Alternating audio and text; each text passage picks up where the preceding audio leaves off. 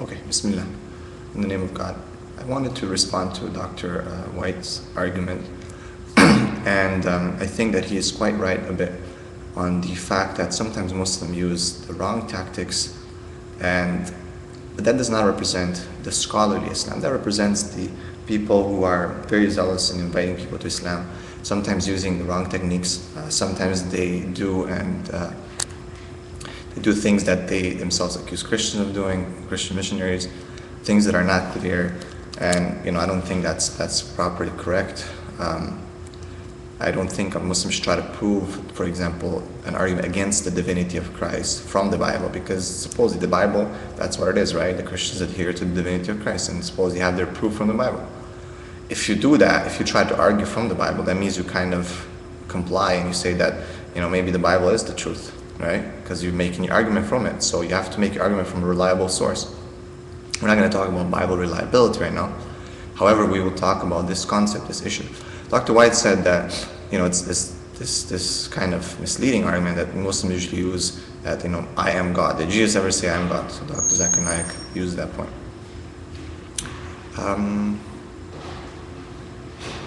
Well, no, he did not say I am God. But he supposedly, right, again, I'm not trying to make a case from the Bible, what does that mean? I am God. Does that, if he would have said it, would have made a difference for the Muslim, for example? Would the Muslim believe it? That's the point, right? What sources are we using? Now, my argument is not against it, right?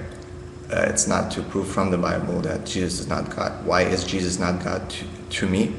Well, it's quite simple, right? He was a man, right? So, of course, we'll get into a theological debate right now about the nature of God, and we can discuss that in a different time.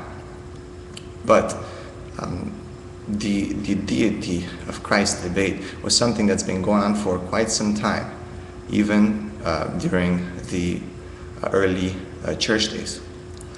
And now you find that there's, for example, the Unitarians who have come out of that. And the Unitarians have been for some time here. There's been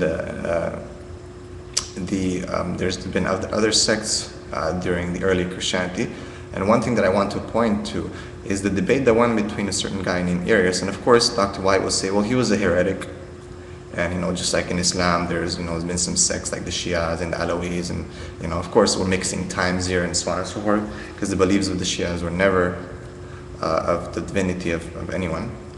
There was later on that came from them and branched from them. But for many hundreds of years early, there was no such thing.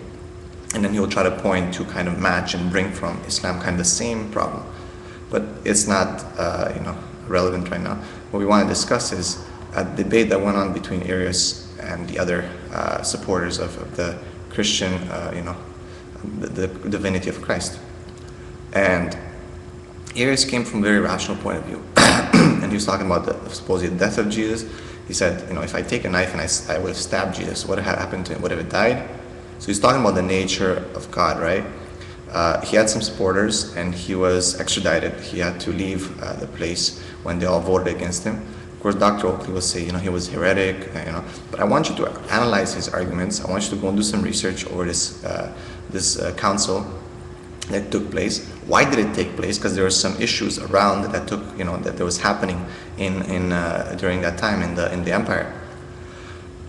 With had to do with the theology, with Christianity. It had to do with certain gospels that were to be taken and their validity and so on and so forth. So the Muslim argument, does not really come from the Bible. It comes from a very rational thing that can be observed around, right? It's the nature of God. What is the nature of God? And of course, the nature of God in Christianity and Islam differs. And I want to just kind of point to the Muslims who say that we worship the same God, and the Christians who say that we worship the same God, that we do not worship the same God.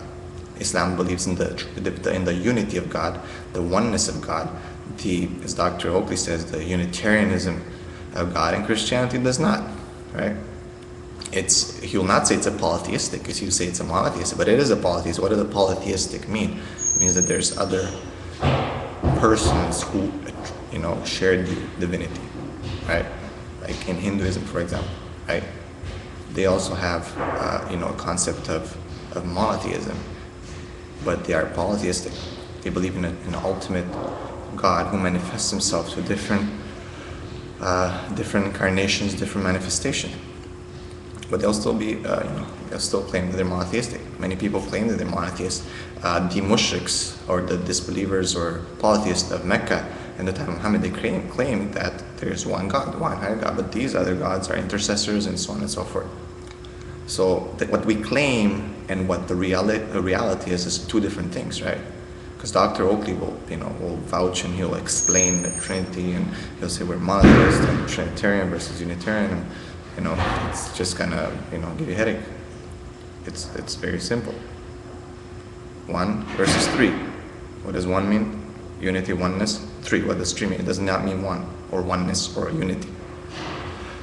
So we have to be careful. The Quranic argument for that is very simple against Jesus.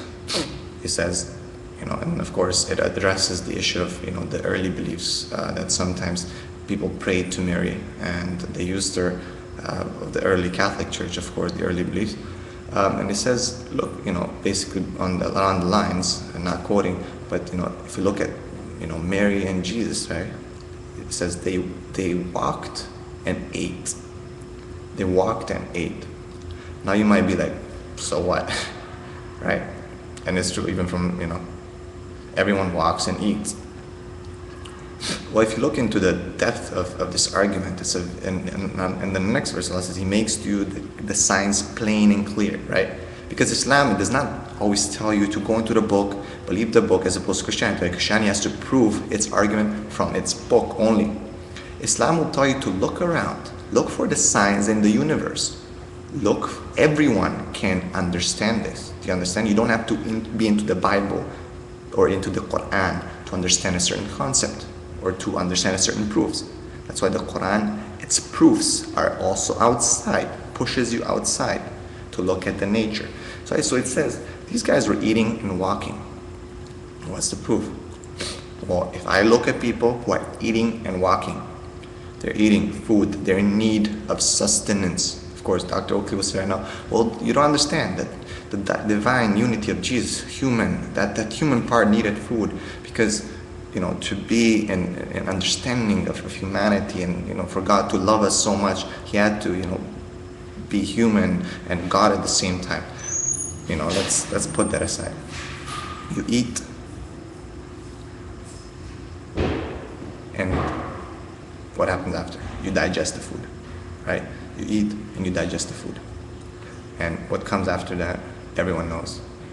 It does not befit God to be in need or to excrete what He was in need of, right? So the Quran, plain and simple, that's it. Some people might be like, well, whatever, what an argument, it's foolish. Dr. Oakley will say, well, you don't understand, and Christianity believes this, and misunderstanding of Christian theology and the nature of God. Just think about this. He ate and He walked. Therefore, He obviously digested, and He had to go and hide Himself and do something that we all do. When we hide we don't go and do it in front of everyone. Maybe some people do it, but we don't do it in front of everyone because we're ashamed of it, right? Very simple, rational, think about it. If that can be God, hey, I can't do more than that, all right? So think about that. Peace be with you.